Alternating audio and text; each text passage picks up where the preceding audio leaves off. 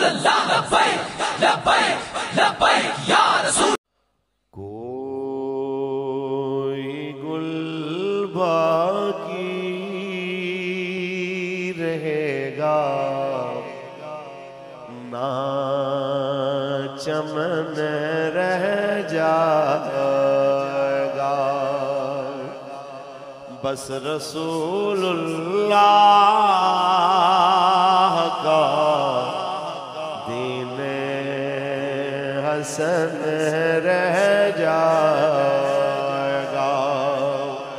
मैं आपकी इन्हीं मोहब्बतों में शहनशाह खिताबत खतीब पाकिस्तान, जिनके खिताब के लिए आप मुंतज़िर हैं, शहनशाह खिताबत असीर नामूसे रिसालत हजरत अल्लामा फारूकुल हसन कादरी साहिब, आप खिताब फरमाएंगे। अस्सलामु अलैकुम वरहमतुल्लाहि वबरकातुहू। अल्हम्दुलिल्लाह अल्हम्दुलिल्लाहि वकफ़ा वस्सलातु वस्सलामु अला अशरफिल अंबिया व अला आलिहि व अस्हाबिहि उलिस सिद्क़ वस्सफ़ा। अम्मा बाद फ़क़द क़ाल अल्लाहु तबारक व तआला फ़ी कलामिहिल मजीद,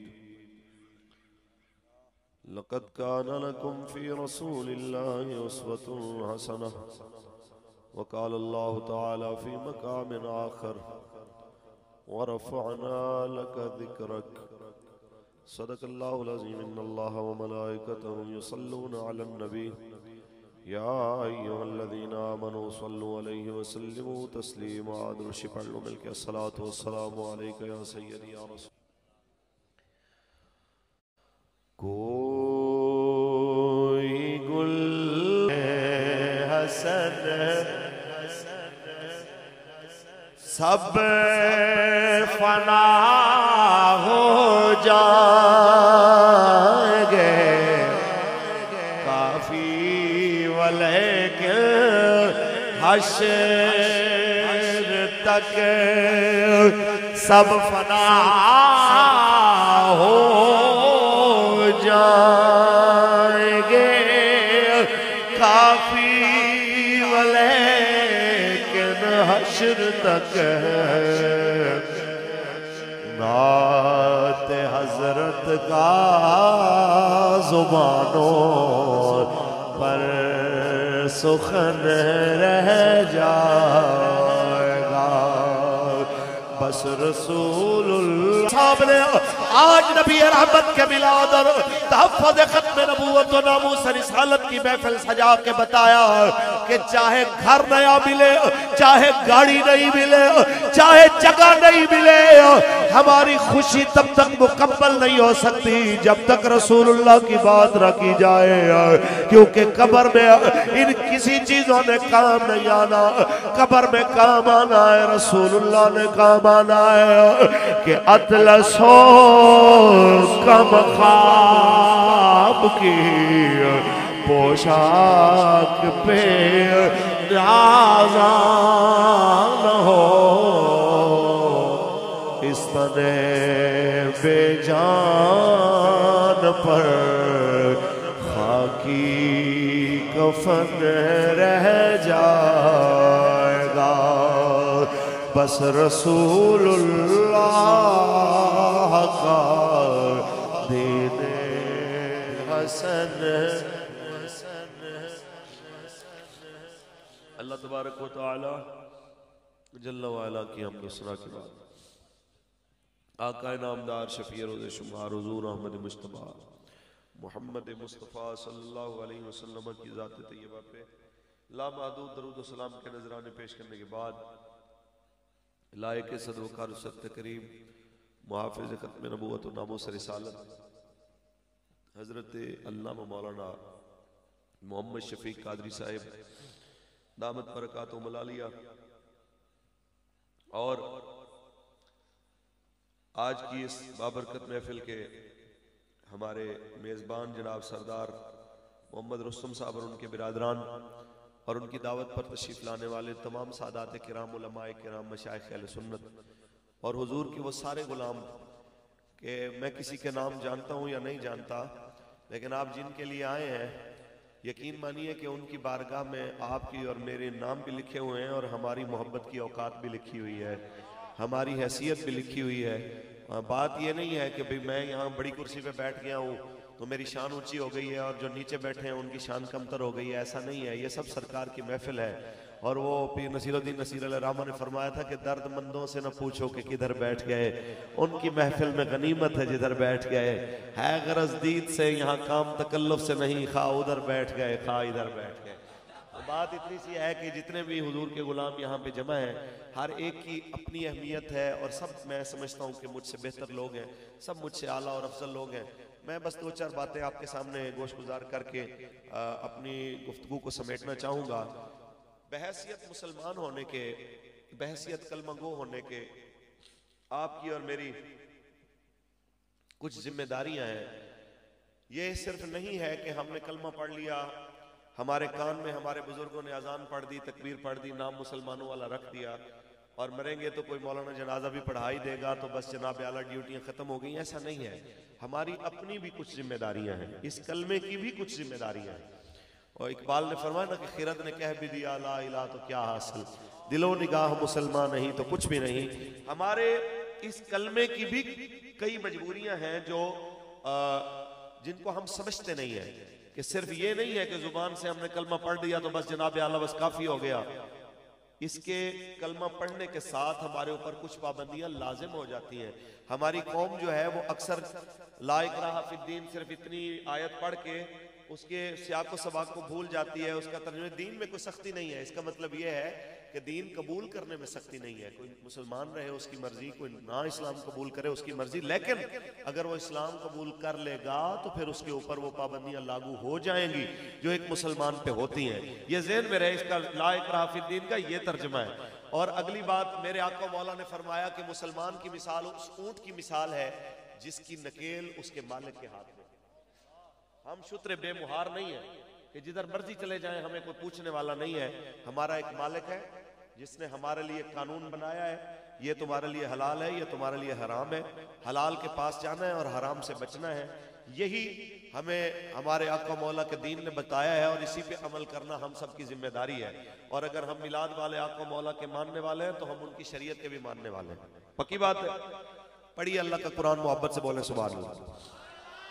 मैं बिल्कुल ठंडे ठंडे माहौल में, प्यार मोहब्बत के माहौल में मैं आपसे दो चार बातें करके अपनी बात खत्म करूंगा, लेकिन मोहब्बत से सुभान अल्लाह बोलिए। रात सर्दियों की रात के 11:30 बज गए हैं। ये हालांकि कम टाइम नहीं है।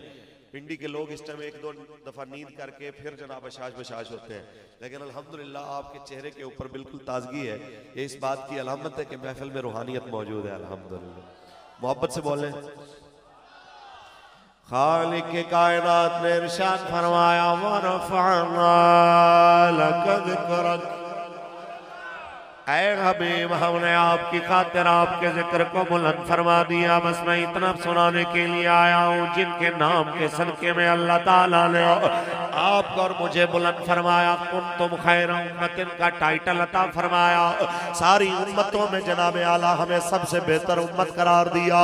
तो अगर आप ये चाहते हैं कि ये टाइटल कब्र में भी बरकरार रहे, हशर में भी बरकरार रहे, उसका तरीका वही है कि जो पैगाम रसूलुल्लाह लेके आए उस पे आप और मैं कारबंद हो जाए। मेरे आका मौला ने फरमाया जो दीन मैं तुम्हारे लिए लेके आया हूँ, लैलुहा का नहारे हा, इसकी रातें भी दिन की तरह चमकदार है। सदियों बाद आके अंग्रेजों ने रिसर्चें शुरू की है कि ये जनाब आला क्या मोहम्मद अरबी ने फरमाया। सदियों बाद आके अंग्रेज डॉक्टर एक जनाब आला जब पढ़ता है कि नबी रहमत सल्लल्लाहु अलैहि वसल्लम के जनाब आला, एक सहाबी से किसी ने पूछा क्या तुम्हें तुम्हारे नबी सब कुछ बता के गए? उन्होंने कहा जी सब कुछ बता के गए। कहा क्या पेशाब करने के लिए बैठने का तरीका भी बता के गए? कहा हाँ वो भी बता के गए हैं। तो जनाब आला उन्होंने कहा क्या बताया? कहा उन्होंने फरमाया कि जिस वक्त जनाब आला निशाब के लिए बैठो ना काबे की तरफ मुंह करना है ना काबे की तरफ पुष्ट करनी है। फिर जनाब आला वो कहता है ये छोटी छोटी बातें बताने की क्या जरूरत है। फिर एक हदीस उसके सामने से गुजरती है, नबी रहमत ने फरमाया मस्जिद में दाखिल हो जब तो पहले दायां पांव अंदर रखते हैं, जब बाहर निकलने लगते हैं पहले बायां पांव अंदर रखते हैं। इस पे वो सर पकड़ के बैठ जाता है, कहता है यार ये मुसलमानों के नबी ने क्या कह दिया, मस्जिद में जाना ही है, रब की इबादत करनी है, पहले दायां पांव ले जाओ या बायां ले जाओ, इससे क्या फर्क पड़ता है। एक दिन रिसर्च करते करते वो इस नतीजे पे पहुंचा कि अगर चलते चलते बंदे को दिल का दौरा पड़ जाए और उसका दायां पांव आगे की तरफ होगा तो वो मुंह के बल जमीन पे गिरेगा, और अगर जनाब आला उसका बायां पांव आगे होगा वो पीठ के बल जमीन पे गिरेगा। उसी वक्त वो कलमा पढ़ के मुसलमान हो गया। कहता है मैंने दुनिया में कोई मोहम्मद अरबी से बड़ा दिल का डॉक्टर नहीं देखा कि जो ये कानून बना गया कि जनाब आला आगे चलते हुए अगर तुम्हें दिल का दौरा पड़े और तुम मस्जिद में कदम रख रहे हो तो कोशिश करो कि तुम्हारा दायां पांव आगे हो ताकि तुम मस्जिद में गिर के मरो, ताकि तुम जनाब आला रुतबा पा जाओ कि तुम्हारी मौत खुदा के घर में आई है। जब निकलने लगो तो बायां पांव बाहर निकालो ताकि मौत आई हो तो फिर खुदा के घर में गिर के मरो। अगर वॉशरूम में जाना आया तो मुसलमानों के नबी बता गए पहले बायां पांव रखो ताकि बाहर गिरो, गंदी जगह पे तुम्हें मौत ना आए। निकलने लगो तो पहले दायां पांव बाहर निकालो ताकि बुरी जगह तुम्हें मौत ना आए। ये कह के वो मुसलमान हो गया। मैंने जितनी जनाब आला रिसर्च की है मैंने मोहम्मद अरबी से बड़ा दिल का डॉक्टर नहीं देखा। खुदा की कसम आप जितनी मर्जी रिसर्च कर लेंगे, जितना मर्जी तहकीक करते जाएंगे, आपकी तहकीकें हाथ जोड़ लेंगी, रसूलुल्लाह की शान सबसे बड़ी हुई नजर आएगी, क्योंकि सबसे औला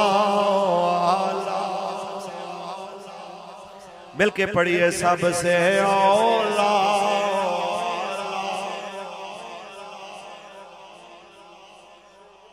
सबसे बाला वाला हमारा नबी, खल्क से औलिया औलिया से रसूल, खल्क से औलिया औलिया से रसूल, खल्क से औलिया औलिया से रसूल और रसूलों से आला हमारा नबी, सबसे औला हमारा नबी। यही पैगाम में जनाब आला व्हील चेयर पे बैठे हुए उस मर्द कलंदर ने दिया है। रसूलुल्लाह की इज्जत और नामूस सबसे पहले है, बाकी सारी चीजें बाद में है। आपको सारी चीजें जनाब आला, घर बार माल दौलत, ये सारी चीजें इंसानी फितरत प्यारी होती हैं, लेकिन जनाब आला नामूस रिसालत की कीमत पे किसी सूरत नहीं है। ये मुझे जनाब आला हजरत ने जिस वक्त फरमाया कि जब तुम लोग जाओ उनसे बात करने, जिस वक्त हम जाते थे बात करने के लिए तो आप फरमाया करते थे कि उन्हें बता देना अगर नामूस रिसालत और खत्म नबूवत के मामले में कोई बात होगी तो सुन लो कि हम वो लोग हैं इंसान, हम भी अच्छा खाना हमें भी अच्छा लगता है, अच्छा कपड़ा पहनना भी अच्छा लगता है, अच्छी गाड़ियों में बैठना भी अच्छा लगता है, लेकिन अगर नामूस रिसालत की कीमत पर ये चीजें कहोगे तो फिर मिट्टी और सोना एक बराबर है हमारे लिए। फिर मिट्टी और सोने की वैल्यू एक जैसी हो जाएगी। फिर सारी दुनिया की दौलत भी अगर तुम जमा कर दोगे तो नामूस रिसालत के मामले में किसी सूरत कमी नहीं आने दी जाएगी। आज जनाब आला दुनिया इसी बात पे परेशान है।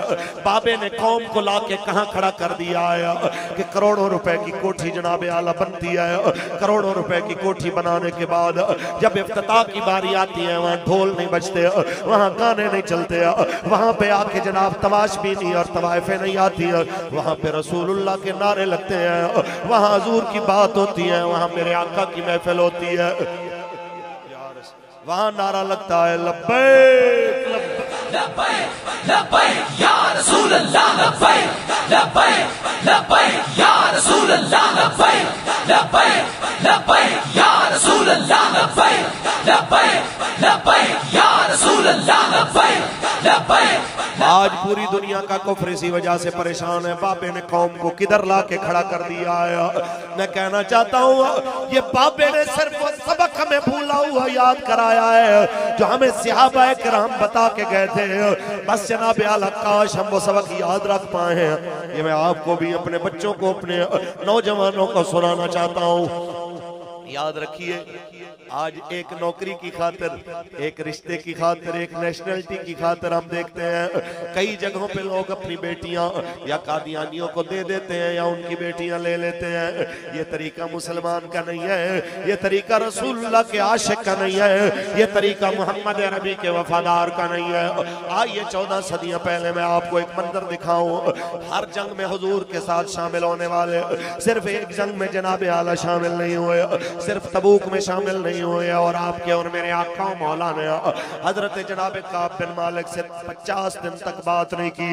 50 दिन तक मेरे आका मौला ने उनसे सलाम नहीं लिया, बल्कि आपने फरमाया कोई बंदा इससे सलाम ना ले, कोई बंदा इससे बात ना करे। आप आते, कहते हैं मैं मस्जिद में आता, नमाज पढ़ता हुजूर के पीछे, लेकिन जब मैं नमाज में हुजूर को देखता हुजूर मुझे ना देखते, लेकिन जब मैं नजर दूसरी तरफ करता सरकार नजर फेर के मुझे देखते। जे मैं वेखा ते वेखे नाही, ते जे मैं ना वेखा वेखे किथों ले आवा नसीब में से मेरे वेखण दे विच वेखे। कहते हैं जब मैं देखता सरकार ना देखते, जब मैं नजर नीचे करता तो सरकार देखते। कहते हैं ऐसे में 50 दिन गुजर गए। 50 दिन बाद जनाब आला होता क्या है, मदीने में एक बंदा आवाज देता हुआ आता है, काब कहाँ मिलेगा, काब कहाँ मिलेगा। लोगों ने मेरी तरफ इशारा किया, वो है काब। वो मेरी तरफ आके कहता है मैं रोम के बादशाह का सफीर हूँ, मैं रोम के बादशाह का भेजा हुआ एलची हूँ, मैंने तुमसे मिलना है। आपने कहा क्या कहना है? कहते हैं अलैदगी में मिलना है। अलैदगी में ले गया, जाके कहता है हमारे बादशाह को पता चला कि तुम्हारे नबी तुम्हारे साथ बोलचाल बंद की हुई है, तो उसने मुझे भेजा है तुम इस तरह करो कि अगर तुम हमारे साथ मिलो तो हम आधी हुकूमत तुम्हें दे देते हैं।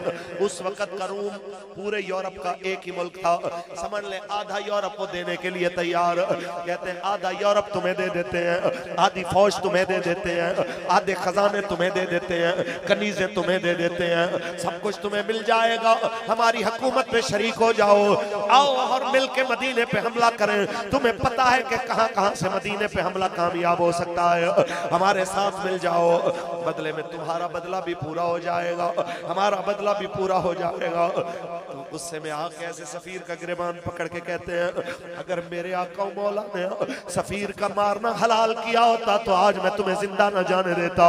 अपने बादशाह को जाके कहना कि अगर मेरे आका मौला सारी जिंदगी मुझसे ना बोले, चाहे मेरा जनाजा भी ना पड़े, मैं फिर भी उन्हीं का गुलाम बन के रहूंगा। वो मुझे वैसे बगैर दफनाए हुए फेंक रहे हैं, मैं फिर भी उनसे बेवफाई नहीं करूंगा। ये कहते हुए आप अपने घर चले गए और आज मस्जिद जाने की हिम्मत भी नहीं पड़ी। आज रोते हुए अपने घर की छत पे चढ़ गए, सारी नमाजें घर की छत पे अदा की, इशा भी वहीं पड़ी है। रोते रोते कहने लगे आए मेरे पाक परवरदिगार, क्या मैं वाकई मुनाफिक हो गया हूँ? क्या आज काफिर मेरे ईमान की कीमत लगाने के लिए आ गया है? आज काफिर मेरा मुल लगाने के लिए आ गया है? या अल्लाह तू मेरी सिफारिश न करे तो कौन है जो मेरा सिफारशी बनेगा? या अल्लाह तू मेरा सिफारशी बन जा। अपने नबी को बता के मैं मुनाफिक नहीं हूँ, मुझसे गलती हो जरूर हुई है, लेकिन मैं उनके साथ गद्दारी करने वाला नहीं हूँ। यूं सारी रात रोते रोते गुजर गई है, यूं सारी रात जनाब आला रो रो के दाढ़ी तर हो गई है, फजर भी आज ऊपर ही पड़ी है। तो जनाब आला कहते हैं मैं छत पे बैठा हूँ, अचानक मस्जिद नबी की तरफ से आवाज आती है काब तुम्हें मुबारक हो, आप तुम्हें मुबारक हो। तो कहते हैं मैं सजदे में गिर गया। मुबारक देने वाले ने जब करीब आके मुबारक दिया, पैसों से भरी हुई कमीज ऐसे ही उतार के उसको दे दिया कि यार अब्बा की खुशखबरी जब हुजूर देंगे तो तुम्हें फिर इनाम दूंगा। मुझे बताओ क्या हुआ? कहा तेरी माफी का हुक्म आया है, तेरी माफी का ऐलान हुआ है। आप आते हैं सरकार की बारगाह में तो जनाब आला क्या जज्बात होंगे, क्या कैफियत होंगी, इसको जनाब आला लफ्जों में नहीं ढाला जा सकता। सरकार के सामने आए, हुजूर ये मेरा बाग जिसने मुझे इतनी ज्यादा जनाब जिल्लत दिखाई, 50 दिन में आपसे आपके साथ बात करने से महरूम रहा है। मेरे आका मौला मैं इस बाग को कुर्बान करता हूँ, ये अल्लाह के नाम पे रख लीजिए, मुझे इसकी जरूरत नहीं है। आपके और मेरे आका मौला ने फरमाया, मेरे आका मौला ने फरमाया अपने बच्चों को गरीब ना छोड़, कुछ अपनी औलाद के लिए भी छोड़ दे, कुछ तो अल्लाह की राह में खर्च कर दे। ये मेरे आका मौला ने क़यामत तक के पीरों और मौलवियों को बताया कि अगर कोई बंदा जज्बात में आके अगर कोई चीज खर्च करने भी आ जाए, ये सब कुछ ले लीजिए, तो उसका सब कुछ नहीं लेना चाहिए, उसकी औलाद का भी ख्याल रखना चाहिए, उसके खानदान का भी ख्याल रखना चाहिए। मेरे आका ने फरमाया कुछ अपनी औलाद के लिए भी छोड़ जाओ। तो कहने लगा हुजूर फिर आधा मैं रख लेता हूँ, आधा आप जमा कर लीजिए बैतुल माल में मुसलमानों के लिए। हुजूर ने उसे कबूल फरमा लिया। क़यामत तक के लिए हजरत काब के वाक़े से एक बात तो वाज़ेह हो गई कि अगर कोई बंदा रसूलुल्लाह के दीन से एक बार जनाब आला थोड़ी सी सुस्ती करे तो सरकार नाराज भी होते हैं। रहमतुल लिल आलमीन बड़े हैं, इसमें कोई शक नहीं है, लेकिन अपने गुलामों की जनाब आला दीन के मामले में सुस्ती पे कभी कभी नाराज भी हो जाते हैं। लिहाजा कोशिश करें आप भी और मैं भी कि हमसे हुजूर नाराज ना हो, कोशिश करें आप भी और मैं भी कि हमसे सरकार नाराज ना हो। उसका तरीका क्या है? पीर मेहर शाह साहब सरकार रहमतुल्लाह ताला अलैह फरमाते हैं जो बंदा चाहता है मैं हुजूर की जाती खिदमत करूं, जो बंदा ये चाहता है मैं सरकार की फी नफ्स ही खिदमत करूं, वो खत्म नबूवत का काम करे, वो खत्म नबूवत। लब्बैक या रसूल अल्लाह, लब्बैक लब्बैक लब्बैक या रसूल अल्लाह, लब्बैक लब्बैक लब्बैक या रसूल अल्लाह, लब्बैक लब्बैक लब्बैक या रसूल अल्लाह, लब्बैक लब्बैक लब्बैक या रसूल अल्लाह, लब्बैक लब्बैक लब्बैक या रसूल अल्लाह, लब्बैक। आप खत्म नबूवत का काम करें, खुदा की कसम ये वो काम है जो आपको दिनों में ऐसे जमीन से उठा के आसमानों पे बिठा देगा, आपको लोगों की नजर में महबूब बना देगा। खत्म नबूवत का काम नसीबों वालों से लिया जाता है, खत्म नबूवत का काम मुकद्दर वालों से लिया जाता है। लिहाजा आज नियत कर लें जब तक जिएंगे हुजूर की नामोज पे पहरा देंगे इंशाअल्लाह। चाहे कोई मौलवी है, हाफिज है, कारी है, ताजिर है, दुकानदार है, बिजनेसमैन, प्रॉपर्टी डीलर, सुन लीजिए कोई ये नहीं कह सकता कि जनाब आला ये आपका काम है। जो शाहजी बात फरमा रहे थे ये हम सब का काम है। हजरत सालिम आपके और मेरे आका मौला के सिहाबी और वो कारी जो मस्जिद नबी शरीफ में बैठ के कुरान पढ़ रहे हैं, और आपके और मेरे आका मौला मस्जिद नबी शरीफ के दरवाजे पे आके खड़े हो जाते हैं, इनका कुरान सुनते हैं, सुनते रहते हैं। जब ये कुरान खत्म करते हैं तो हुजूर ऐसे हाथ उठा के कहते हैं या अल्लाह तेरा लाख लाख शुक्र है तूने सालिम जैसे कारी मेरी उम्मत में पैदा फरमाए। ये उन लोगों के लिए जो कहते हैं हम तो जनाब पढ़ने पढ़ाने वाले लोग हैं, हमारा इससे क्या काम है। उन्हें बताना चाहते हैं कि हजरत जनाब सालिम ने कहा जब खत्म नबूवत का मामला आ जाए फिर आपने भी निकलना है। फिर जब जंग यमामा होती है तो यही हजरत सालिम निकलते, कद इनका लंबा था, इतना लंबा के घोड़े पे बैठते हैं तो इनके पाँव जमीन पे लगते हैं। और आप कहते हैं हम हुजूर के दौर में तो ऐसे नहीं लड़ते थे, आगे चलो। किसी ने कहा तेरा कद लंबा है, तू तो चलेगा, तीर जब सामने चलेंगे तो तू भाग जाएगा, हमारा क्या बनेगा। आप सवारी से उतरे, आपने जनाब जमीन में गड़ा खोदा, पिंडलियों तक अपने आप को जमीन में गाड़ के मिट्टी डाली। फरमा अब चलो, तुम चल के लड़ोगे, मैं जम के लड़ूंगा, तुम्हारा पता नहीं मेरी लाश भी यहीं पे गिरेगी। अब तो चलो ताकि पता चले हम हुजूर के नाम पे सिर्फ जीना नहीं मरना भी जानते हैं, हम आका के नाम पे मरना भी जानते हैं। मौत सबको आनी है, वजीरों को भी आनी है, मुशीरों को भी आनी है, मौलवियों को भी आनी है, पीरों को भी आनी है, लेकिन जिस शान से हजरत सालिम ने अपनी जान हुजूर के नाम पे दी, क़यामत तक नाम उनका जिंदा रहेगा। वारिस शाह सरकार फरमाते हैं काफ कखा दिया गुलियां रैन खलियां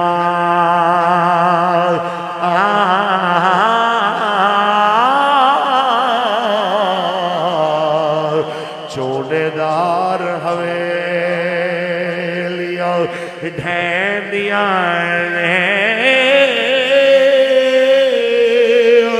वेले औखड़े सौखड़े लगे जाने ओ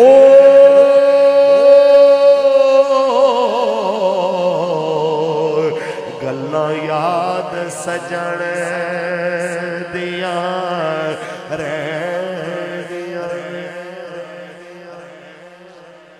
बस यही पैगाम है सबके लिए, चाहे वो पैसे वाला है चाहे वो गरीब है, आप जिस हाल में हो रसूलुल्लाह के वफादार रहे। भाई रुस्तम साहब और उनके बिरादरान ने आज अपने खुशी के मौके पे सरकार की बज़्म सजा के आपको मुझे एक पैगाम दिया है। बिस्मिल्लाह। वो मुझे एक वाकया याद आ गया। बनु उमय्या का एक बादशाह गुजरा, हिशाम बिन अब्दुल मलिक। उसे बड़ा शौक था पैसा जमा करने का। इतना शौक था कि वो अपना कॉन्स्टिट्यूशन पास करता था कि जब तक सरकारी गंदम फरोख्त नहीं होगी किसी भी प्राइवेट बंदे को एक दाना गंदम बेचने की इजाजत नहीं है, चाहे कहत पड़ जाए। दुनिया मरती थी, चीखती थी, कोई परेशानी नहीं, मुतलकुल अनानी का दौर था। तो 19 साल तक उसने दौलत जोड़ी, बड़े बड़े बागात बनाए, बड़े बड़े जनाब खजाने तैयार किए। आखिर वक्त में बीमार हुआ, खुद माजूल हो गया। तो उसकी जगह पे जब वलीद बैठा तो इसको किसी चीज का दिल किया खाने को। तो इसने खजानची को बुलाया कि यार आज मेरा दिल कर रहा है फलां चीज, मसलन मिसाल के तौर पे जी हिरन का गोश्त खिला दो या किसी चीज के ऊपर दिल किया।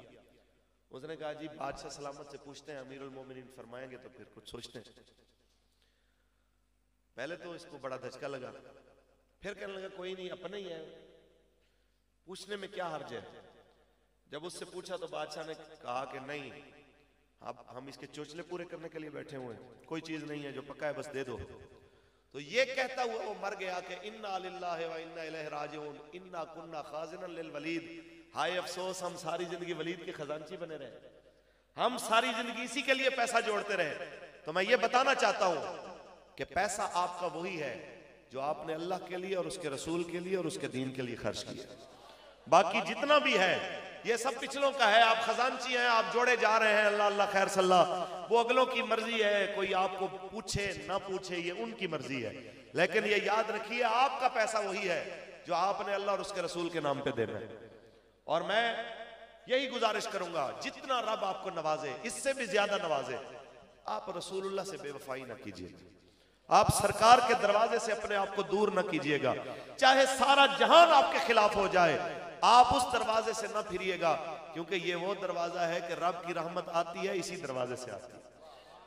आला हज़रत फरमाते हैं बखुदा खुदा का यही है दर, नहीं और कोई मफर मकर, जो वहां से हो यही आके हो, जो वहां से हो यही आके हो, जो यहाँ नहीं तो वहाँ नहीं, करूँ तेरे नाम पे जान फिदा, न बस एक जो दो जहां फिदा, दो जहां से भी नहीं जी भरा, करो क्या करोड़ों जहां करूं तेरे नाम पे जान फिदा, ताजदार खत्म नबूवत, ताजदार खत्म नबूवत। बस आपसे यही गुजारिश है, जितना मर्जी रब आपको तरक्की दे, इस दरवाजे से अपने आप को दूर न कीजिएगा। ये वो दरवाजा है जिससे दूर होने वाला कभी जनाब आला खैर का मुंह नहीं देख सकता। यही तो वो दर है जहां से आपको और मुझे माँ की खबर मिली है कि माँ के कदमों के नीचे जन्नत है। इसी दरवाजे से पता मिल रहा है। आज बूढ़े बाबे के सामने बेटा हाथ बांध के खड़ा है, अब्बा जी जैसे आपका हुक्म, ये रसूलुल्लाह की मिलाद की बरकत से, उनकी आमद की बरकत से आज भाई भाई की ख्वाहिश पे अपनी ख्वाहिश कुर्बान कर रहा है। ये रसूलुल्लाह की बरकत है कि मेरे आका ने फरमाया जो बंदा ये चाहता है उसका ईमान कामिल हो जाए तो अपने भाई के लिए भी वही पसंद करे जो अपने लिए पसंद करता है। ऊंची बोले, कैसी बात। आज अगर कहीं पे आप कहते हैं कि मुसलमान कोई बुरे फाल में मुब्तला है तो वो कसूर हमारा है। फारूकुल हसन का कसूर है ना कि वो दीन के ऊपर पूरा नहीं उतरा। हुजूर के दीन का कसूर नहीं है, वो दीन उसी तरह अरफा वाला है। मैं अमल नहीं कर पाया, मैं सही रास्ते पे नहीं चल पाया तो ये मेरी खामी है। लेकिन मेरे आका मौला ने फरमा मैं जो दीन तुम्हें दे के जा रहा हूं वो ऐसा चमकता हुआ है कि लैलोहा का नहारे हा, जिसकी रातें भी दिन की तरह चमकदार है। सदियां गुजर गई, बड़े बड़े जालिम जाबिर बादशाह आए, इस्लाम आज भी उसी तरह कायम है कि नहीं है? ऊंची बोले। बड़ी बड़ी पाबंदियां लगी। अभी ये कल की बात है कि मियां साहब के आखिरी दौर में जब मस्जिद के ऊपर से 3-3 स्पीकर उतारे गए, हमने कभी सोचा भी नहीं था कि दोबारा फिर मस्जिदों में ये रौनक बहाल होगी। लेकिन जिसका दीन है उसको पता है कि फिर जब वो चाहता है फिर इसको रौनक अता कर देते। ये अभी कल की बात है। लब्बैक के नारे पे पर्चा होता था, लब्बैक के स्टेटस लगाने पे पर्चा होता था, बंदे उठाए जाते थे। लेकिन ये कौम ने कभी सोचा नहीं था कि ये भी कभी बहाल होंगे। तो मालिकों ने दोबारा बहाल करके बता दिया जो मेरे हबीब की बात करते हैं हम उन्हें यूं इज्जत दिया करते हैं। तो ये तय है आप दीन के साथ खड़े रहें। हमारे किबला बाबा जी आपके साथ जेल में रहने का मुझे इत्तेफाक हुआ और ये सादत रब ने मुझे अता फरमाई।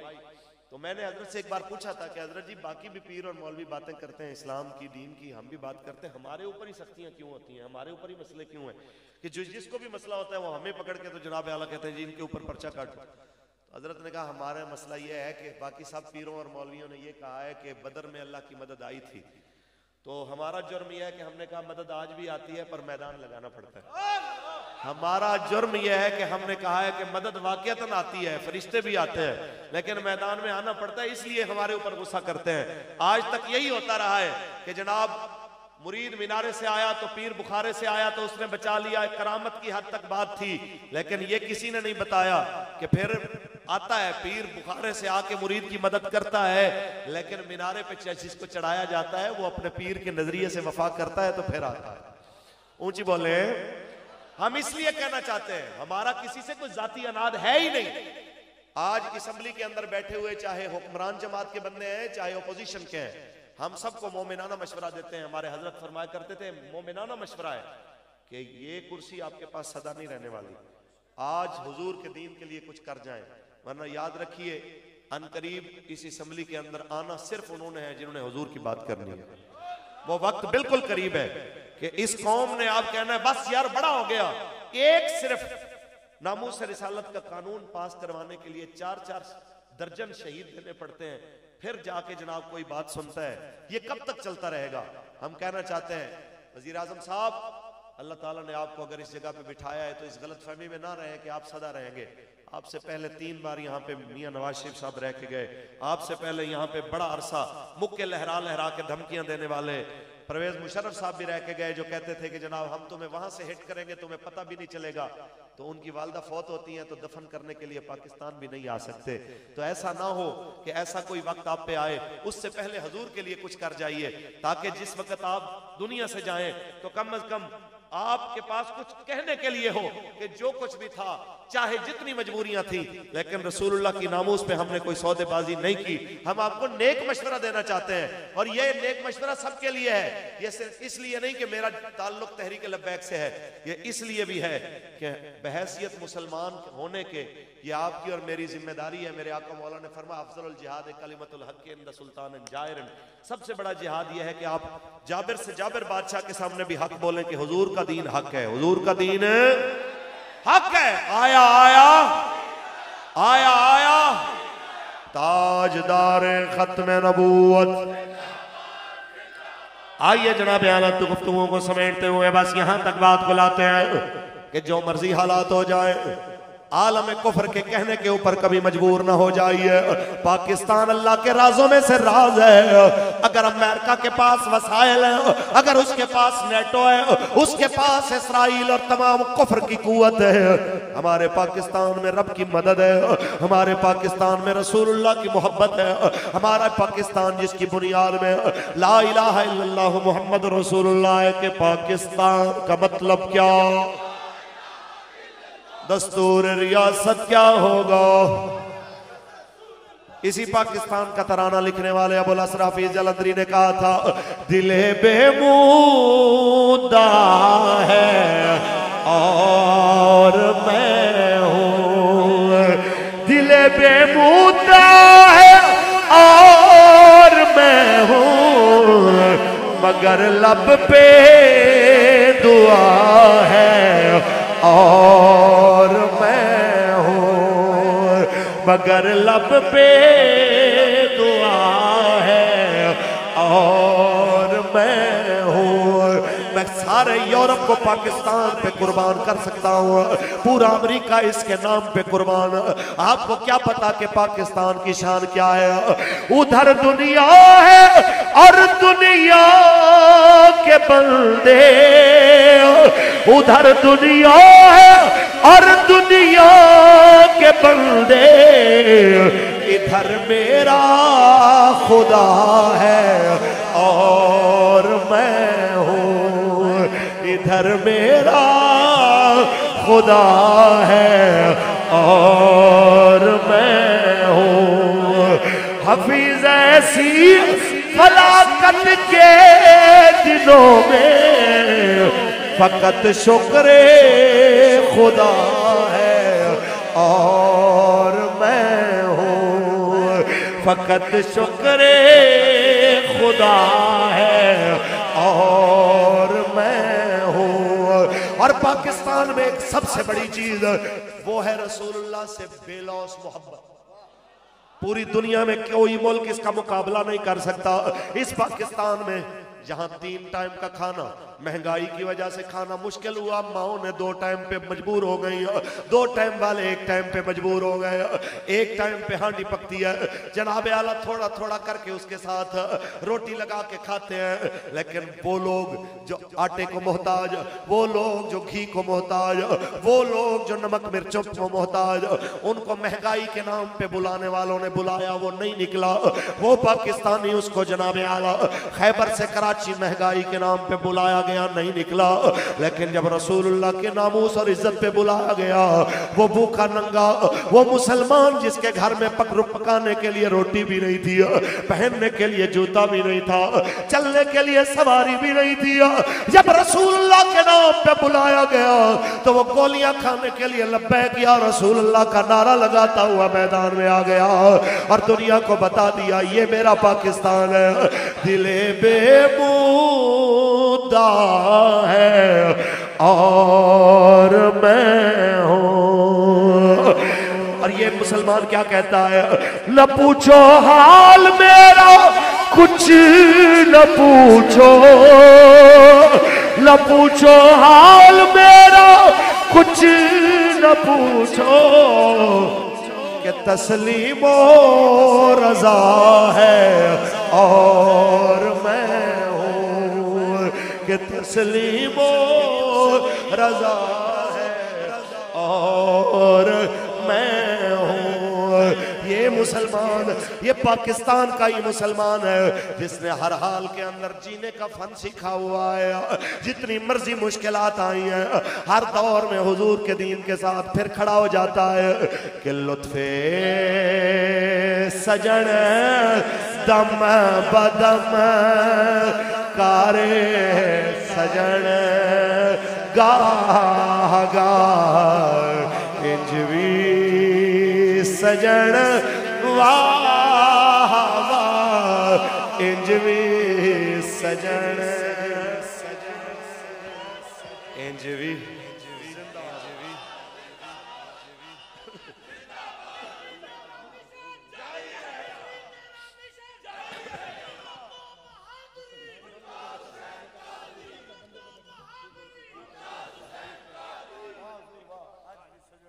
ताजदार खत्म नबूवत लुत्फे सजन दम बदम कारे सजन गाह गाह इंज भी सजन वाह वाह इंज भी सजन वाह वाह। ये उस बाबे के पढ़ाए सबक है जिसने फैजाबाद ठंडी हवाओं में बैठ के अपने आका मौला की इज्जत और नामोज पे पहरा दिया। बीमारी की हालत में भी बैठा रहा, तकलीफ की हालत में भी बैठा रहा। आज हम कहते हैं बाबा काश एक बार आ जरा इधर अपना जलवा दिखा, आज देख तेरा पढ़ाया सबक हमने याद कर लिया। आज बाबा तुम्हारा पढ़ाया सबक कौम ने अच्छी तरह ज़बर कर लिया। आप बीमारी की हालत में भी बैठे रहे, आपने इलाज को नहीं रसूलुल्लाह के दीन को तरजीह दी है कि टूने ते दवाइयां मेरे यार रहन दे, आका दे बीमारा रो बीमार रहन दे। टूने ते दवाइयां मेरे यार रहन दे, आका दे बीमारा रो बीमार रहन दे। अरे सोने मैं मंगे ले ताजदारियां, सोने मैं मंगे ले ताजदारियां, बस अपने बूहे दा चौकीदार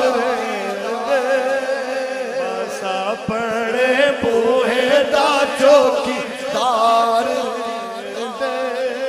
ऐ बाबा जी काश एक बार आइए आप ये मंजर देखें। आपके पढ़ाए सबक आपके बच्चों ने अच्छी तरह याद किए हुए हैं और कह रहे हैं खुदा दे वास्ते एक बार आ जा, एटर चले तेरा बीमार आ जा, खुदा दे वास्ते एक बार आ जा। ताजदार खत्म नबूवत जिंदाबाद जिंदाबाद। अल्लाह ताला अपने हबीब अलैहिस्सलाम के सदके सरदार मोहम्मद रुस्तम साहब और उनके तमाम बिरादरान अल्लाह सबको दुनिया और आखिरत की इज्जतें अता फरमाए।